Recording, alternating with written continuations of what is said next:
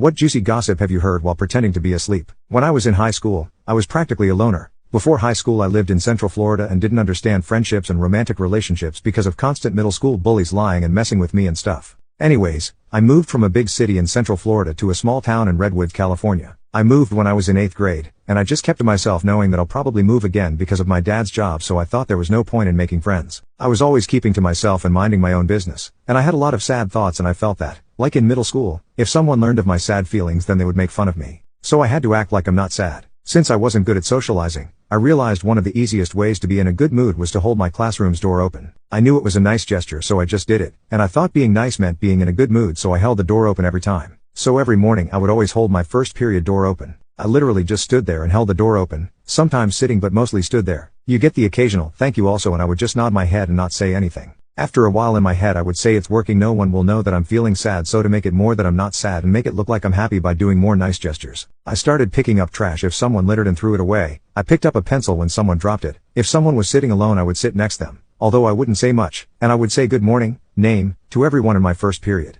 In my mind it was foolproof, no one will know I'm sad, and oddly enough I didn't get bullied. Fast forward to high school. Well, surprise, there were bullies. I was made fun of because I was Asian on my bus rides home. I was being pushed around in the hallways, etc. However, I kept on doing my gestures, because I do not want people to know I'm sad. Even though I did break down crying once on my bus. Another fast forward to sophomore year. Every morning I would always hold open the door to my high school's 0 period, which was really early in the morning, and I would almost always be the first one there. I was sitting there with my eyes closed to rest a bit, and I overheard some kid was making fun of me and stuff. Typical.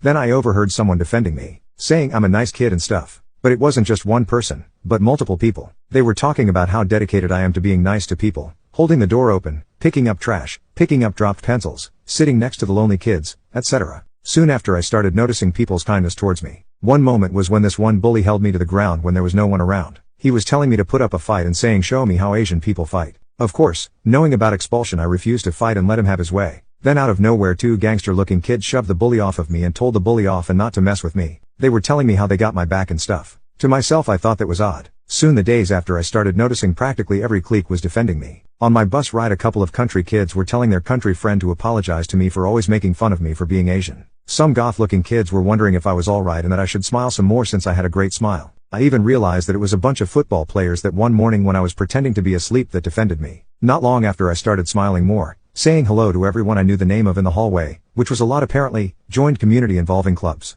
Heck, I was even nominated for the sophomore class homecoming king. I ended up telling people not to because I wasn't good in front of crowds. I ended up moving like predicted by the end of my sophomore year, but when I casually mentioned it in my English class, everyone stopped talking and looked in disbelief. Looking back, it was that moment that I realized for the first time that I truly mattered to people, and I didn't think as much sad thoughts since.